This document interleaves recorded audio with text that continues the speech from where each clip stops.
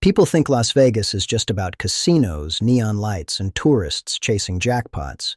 But the real story is something most people don't notice until they live here, until they feel the ground shifting beneath their own feet. Vegas didn't get worse overnight. The cracks were forming long before the headlines, long before the Strip started looking like a mirage against the desert sky. Behind the flashing lights, the city's foundation was quietly eroding. Wages that couldn't keep up with rent, families squeezed by rising costs, workers stretched thin while corporations cashed in. Most outsiders see Vegas as a playground. But for the people who call it home, the story is far more complicated and far more urgent.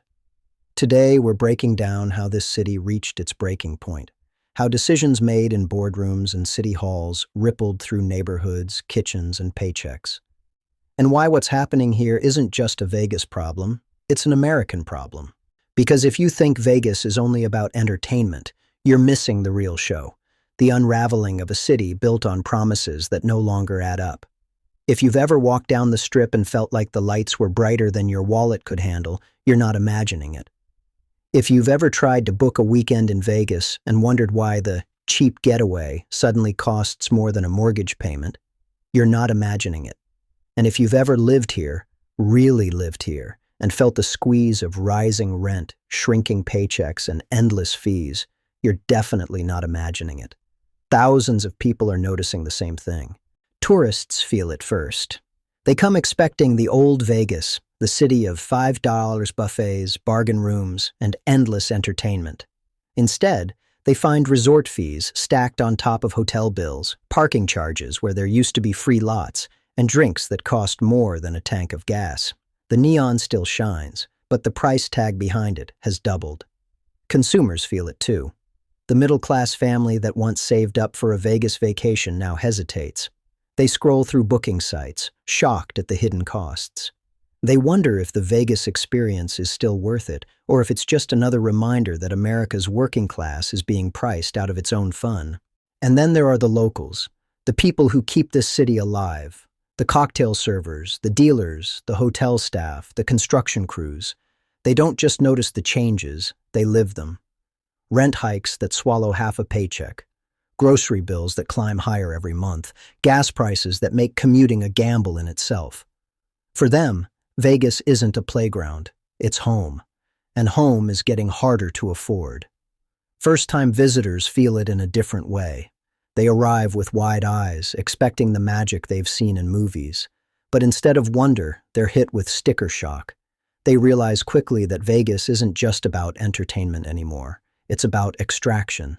Every step, every ticket, every drink feels like a transaction designed to pull just a little more out of their pocket.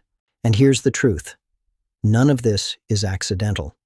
The city didn't wake up one morning and decide to get more expensive. It happened slowly, deliberately, through choices made by corporations and policymakers who saw opportunity in every neon light. But for you, the viewer, what matters most is how it feels. Because whether you're a tourist, a consumer, a middle-class worker, or a first-time visitor, the experience is the same. Vegas is shifting beneath your feet. You feel it when you check into a hotel, and the resort fee is bigger than the room discount. You feel it when you walk into a casino and realize the minimum bet has doubled. You feel it when you try to grab a quick meal and the bill looks more like fine dining. You feel it when your paycheck doesn't stretch as far as it used to, even though you're working harder than ever. And that feeling, that quiet recognition, is powerful. Because it tells you you're not alone. Thousands of people are noticing the same thing. Vegas didn't get worse overnight. But for the people living it, the decline feels sudden, sharp, and personal. It's the moment you realize the city isn't built for you anymore. It's built for someone else, someone with deeper pockets, someone who can absorb the costs without blinking. For the middle-class family, it's the disappointment of canceling a trip because the budget won't stretch. For the tourist, it's the frustration of realizing the deal was never a deal at all. For the local worker, it's the exhaustion of juggling 2 jobs just to keep the lights on. For the first-time visitor, it's the shock of discovering that the Vegas dream is more expensive than they ever imagined. And here's the part that stings. You're not imagining it. you're living it. Vegas has become a mirror of America's broader struggle. The working class squeezed, the middle class stretched, the consumer nickel and dimed, the tourist priced out. It's not just about Vegas anymore. It's about the way cities across the country are shifting, slowly, quietly, until one day you wake up and realize the place you thought you knew doesn't exist anymore.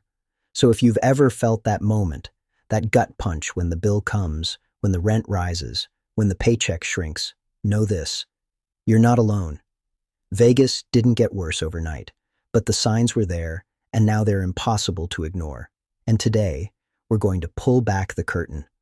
We're going to show you exactly how this happened, why it matters, and what it means for every working American. Because the story of Vegas isn't just about neon lights and casinos. It's about people. It's about you. For decades, Las Vegas was known for one thing above all else: possibility. The deal was simple. You could come here with a few bucks in your pocket, and the city promised you a chance to win, a chance to escape, a chance to live bigger than your paycheck allowed back home. Vegas was built on that promise. Cheap rooms, endless buffets, free parking, and entertainment that felt accessible to everyone. The lights weren't just for the wealthy. They were for the dreamers, the workers, the families who saved all year for one weekend of magic. The unwritten contract was clear. Vegas would give you more than you paid for. But somewhere along the way, the rules quietly changed. The promise of affordability gave way to the reality of extraction. The cheap rooms became luxury stays with hidden resort fees. The buffets that once fed families for pocket change turned into high-priced dining experiences. Parking lots that welcomed visitors for free now demanded payment, and the entertainment that once felt like a gift became a transaction, every ticket padded with surcharges. The old Vegas said, "Come as you are, spend what you can, and leave with a story." The new Vegas says, "Pay up or don't bother coming at all." For tourists, the shift was subtle at first. A few extra dollars here, a small fee there. But over time, the nickel and diming became impossible to ignore. The city that once promised escape now feels like a trap, a place where every step costs more than the last. For consumers, the reality hit harder. Vegas was supposed to be the affordable getaway, the working-class vacation. But now families compare the cost of a Vegas weekend to a week at Disney or a cruise, and Vegas no longer looks like the bargain it once was. The promise of accessibility has been replaced by the reality of exclusion. For the middle class, the deal was supposed to be fair. Work hard, save up, and Vegas would reward you with a taste of luxury. But the reality is different. Wages stagnated while costs soared. The city that once catered to everyday Americans now caters to high rollers and corporate conventions. The middle class is left wondering if Vegas even wants them anymore. And for first-time visitors, the promise was magic. The reality is sticker shock. They arrive expecting the city of movies and legends, only to discover that every moment comes with a bill. The dream feels hollow when the cost outweighs the experience. The rules changed quietly, but deliberately.